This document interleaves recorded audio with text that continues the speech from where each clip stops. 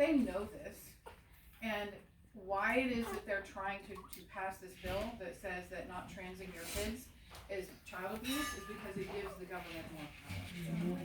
So we need to be fighting for a parental rights bill in California that says parents' rights are fundamental. I know we have a supermajority. I know it sucks right now. But if we don't introduce them, then we can't call out the people that don't stand for protecting our kids. I just heard a very powerful video by one of your state legislators, and he said, I cannot even believe we're talking about this. And then at the end of his speech, he said, you care about your kids? Flee California. That's our will. God's will. I love him. Yeah, well, he's fleeing California. Oh, we need him to stay and fight. He's turning out. We need people to stay and fight. And I know everybody's just like trying to get out, but so here's something that I will tell you to give you hope.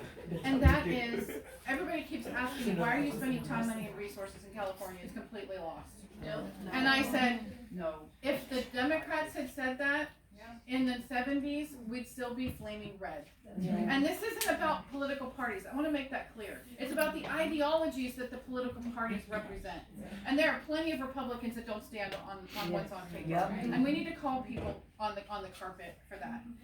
And that's what leads me into what we do. So there are 4 things that we have to do to be able to reclaim the schools. And I will tell you right now, they are 100% irredeemable.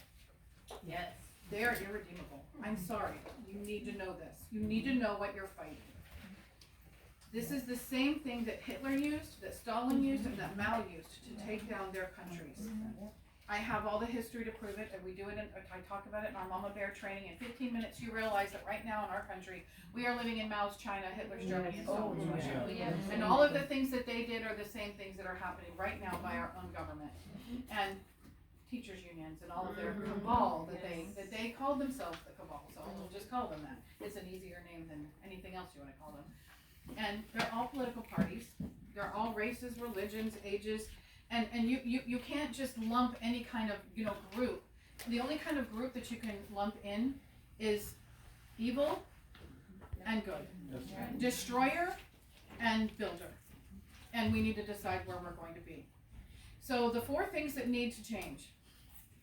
Number 1, we have to take the power away from the teachers' unions. Yes, we do. I know that seems like a daunting task, but it is doable. The first thing we need to be very careful about is our messaging. We never ever can say that we're going after teachers. It's not about the teachers. The teachers' union is the enemy. But teachers think that they are the teachers' union. And we need to help them realize you're not the teachers' union. You pay dues to the teachers' union because you believe you're getting support and resources that they don't even give you. They outsource all the things that they give you, and the only time that they're going to stand by you legally is when you are standing for their agenda. And if you are standing against their agenda, like the gentleman who got fired last night, they're not going to be anywhere. Why are you paying the dues? There are 2 national organizations, associations for teachers that are completely counter to the unions.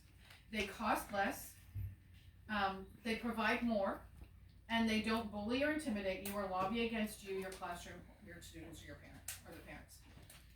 One is American Education Association, American Educators Association, and the other one is Christian Educators, I think, of America.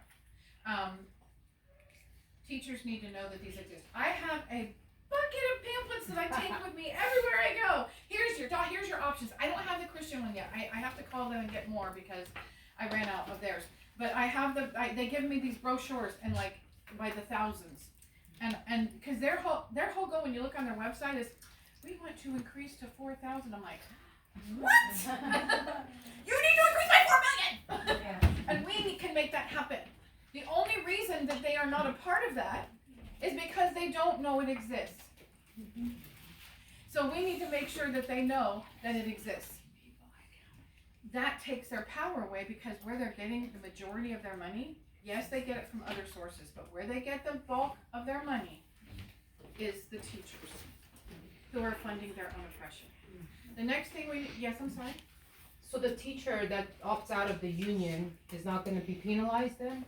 No, You do not have to be a part of a union at all anymore. Yeah. And this is because of Rebecca Frederickson. Right. Yeah. So Rebecca We love Frederickson Rebecca. that battle all the way to the Supreme Court. It actually was won before her battle actually was even heard, because there was another case right before her, which was about union members, and do you have to be a union member? And they said no. The Supreme Court said no, you do not have to be a union member. That is exactly what Adolf Hitler did. Is he created the teachers' union? It's not called the union; it's called association or something. And that's exactly what he did. He completely remade the whole entire education system and he used that association to do it. So the irony is, teachers' unions started out to protect teachers and make sure that the values that promote good citizens, American values, continue to be promoted. They were co-opted, just like the feminist movement was, just like Jesse Jackson used to be a really good dude who fought for the rights of the black community, and now he just oppresses them. So yes, Just not to take away from what you're saying, I'm a teacher, don't video me on this one, but 25 years, and there is an underground group of teachers. We are friends with Rebecca Friedrichs, and to be continued on that note, I don't want to take away from what you're saying, but we can speak to the teachers and help them know what help there is for them. well, and And word what of help there mouth is not for them, both sides, and how to fight on the inside, and how to get out and defund it too. and word of mouth is the way it's going to happen. But we're also working on a media campaign so that teachers know too. Because there are tons of teachers who are afraid of exactly what happened to us, to this teacher. They're afraid they tell me this all the time. We're afraid to say anything because we'll lose our jobs, or we'll lose opportunities, or we'll lose advancements. And they are so bullied, intimidated, and fear-mongered. It's ridiculous. And they don't know the truth of what's going on. Even if you hear any of the clips of the president of the NEA, that I heard samples of it last night. She's demonic. No, When you watch this video, 90% of them are. 90% of them sound like this. That's what an entire week sounds like. I was eyewitness to it last year. turn on your camera and send me a video. Whistleblowers like this are very, very helpful. Okay, the second thing we need to do is we need to take the money away from the associations. The National School Board Association has a state affiliate in every single state. That's just the beginning. As soon as a school board member or a candidate announces they want to be running for school board, as soon as they're placed or they run, the state association is galloping in to help you be a good little head nodder. And they're already promoting their agenda, which is don't go into the schools. It makes them uncomfortable. Always agree. You can disagree behind closed doors, but when you come out on the front, you must agree. If everyone else votes yes, even though you disagree, you need to vote yes too. The superintendent, you hired him, trust him. Do what he and the law director say. And there's never enough money. Never. What is that association called? National. It's the National School Board Association. And that was the one that called y'all domestic terrorists. Congratulations. So the National School Board Association and all their state affiliates, that's just the beginning. There's a Superintendent's Association, a Principals Association, a Law Directors Association, a State School Boards Association, and they are all pawns of the teachers' unions. So these school board members, everybody wants to know, what happened? We got this great person elected to school board 6 months later, like, what is wrong with you? That's what's wrong. That's what's happening. We provide a program, it's called Empower Moms. You can come on our website, and we're doing a website, but you can go on there now and you can find it. It'll be simpler when we do it. But it's up on one of the menu bars on the drop downs, and Empower Moms. You click on there, and it is giving you the power back to take control of your children's education from the kitchen table to the school board.